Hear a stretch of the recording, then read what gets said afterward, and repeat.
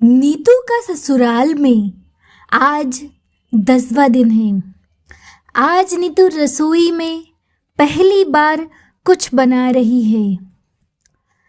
नीतू ने आज सबके लिए खाना पकाया। खाना पकाते हुए वो सोचती है, मैं अपनी ससुराल में पहली बार ही खाना बना रही हूँ।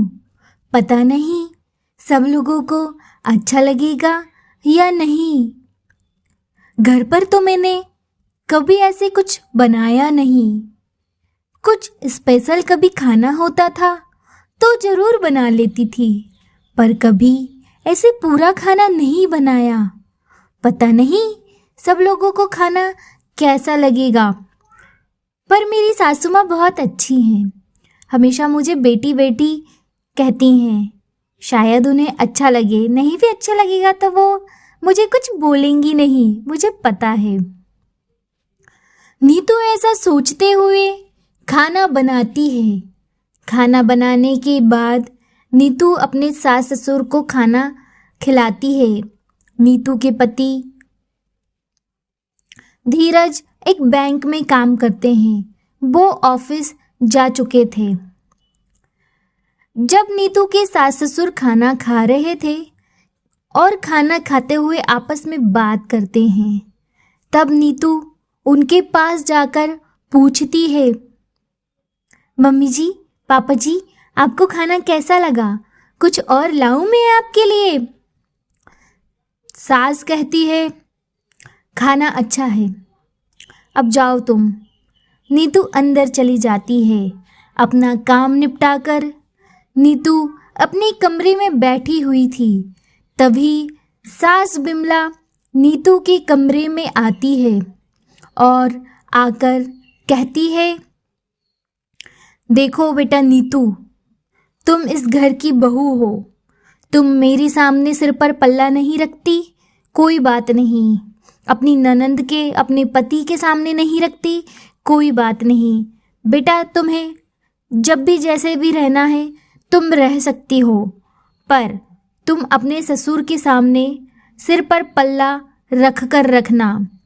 घर की बहुएं ससुर के सामने नंगे सिर नहीं घूमती हैं। आज मैंने तुम्हें बता दिया, आज के बाद ऐसी गलती नहीं हो बेटा। बहुओं के कुछ फ़र्ज़ होते हैं, तुम्हें वो निभाने होंगे।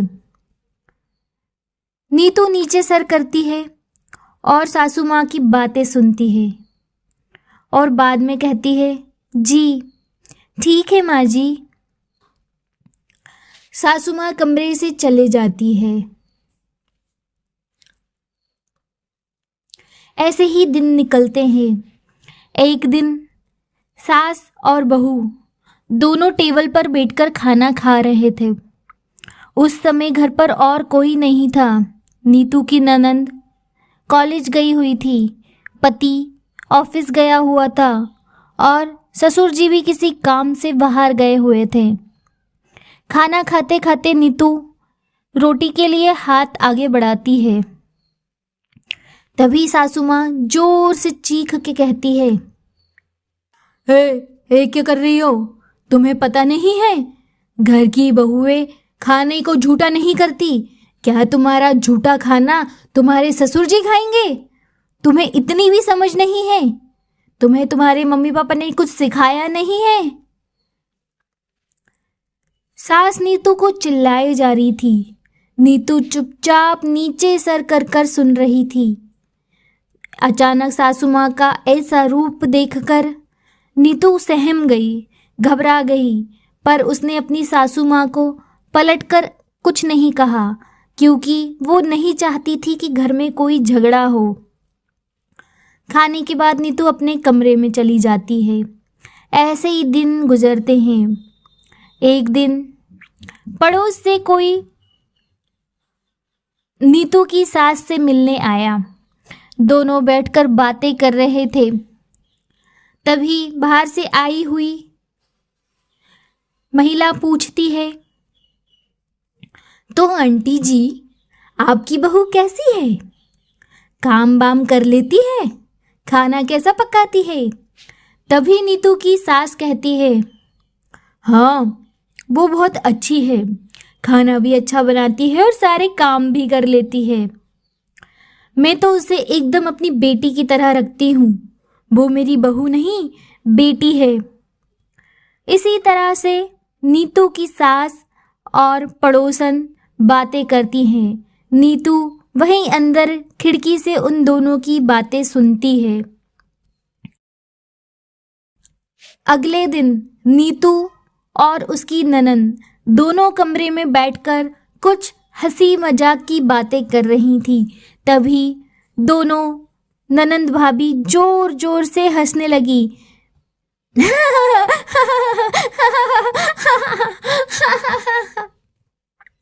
उनकी हंसने की आवाज इतनी तेज थी कि बाहर तक आवाज आ रही थी। सास को उनकी हंसने की आवाज सुनकर गुस्सा आया और वो अंदर आई और बोली, बहू, ये क्या है? तुम इतनी जोर जोर से हंस रही हो। पड़ोसी भी सुन रहे होंगे तुम्हारी हंसने की आवाज। क्या बोलेंगे कि इनकी बहू इतने जोर जोर से हंसती है? तुम्हें सोचना चाहिए। तुम इस घर की बहू हो। इस घर का मान सम्मान तुम्हारे हाथ में है। तुम्हारे माँ बाप ने तुम्हें यही सिखाया है। नीतू ने जब सुना कि तुम्हारे माँ बाप ने यही सिखाया है, उससे रहा नहीं गया और आज उसने भी पलटकर आंसर दिया। माँ जी, आप मुझे आज बता ही दीजिए, मैं इस घर की बेटी हूँ या बहू हूँ? एक तरफ तो आप सबसे कहती रहती हैं कि मेरी बेटी है, मेरी बेटी है, मैं इसे बहू नहीं अपनी बेटी मानती हूँ, और वहीं दूसरी तरफ आप हर वक्त मुझे बताती हैं कि मैं इस घर की बहू हूँ और मुझे ऐसा नहीं करना चाहिए, ऐसा करना चाहिए, ऐसा नहीं करना चाहिए, ऐसा करना चाहिए। क्या एक बेटी की झूठी रोटी उसका पिता नहीं खा सकता? क्या एक बेटी को घर में घूंघट डाल के घूमना पड़ता है? क्या दीदी भी घर में घूंघट डाल के घूमती हैं? दीदी के हंसने पर तो आपने कुछ नहीं बोला और मुझे आके आप डांटने लगी। तो मैं इस घर की बेटी कैसी हुई? फिर क्यों आप लोगों से कहती रहती हैं कि मैंने अपनी बहू को बेटी बनाकर रखा है? माँ जी, बोलने वाली बात अलग होती है और समझने और मानने वाली बात अलग होती है। बहू की बात सुनकर सास बिमला कुछ नहीं कह पाती और वहां से चुपचाप चली जाती है। तो दोस्तों, ऐसा ही होता है हर घर में। लोग कहते तो अपनी बहू को बेटी है, पर मानते कुछ ही लोग हैं। एक लड़की अपना मायके छोड़कर ससुराल चली जाती है। ससुराल को अपना घर समझती है। वो वहाँ पर हर वो काम करती है जो उसने कभी मायके में नहीं किया, पर फिर भी उसे हर वक्त ये एहसास दिलाया जाता है कि वो इस घर की नहीं है, वो यहाँ पर लाई गई है, वो एक बहू है। उसे ऐसे बैठना है, उसे ऐसे उठना है, उसे ऐसे खाना है, उसे ऐसे बोलना है। Thanks for watching.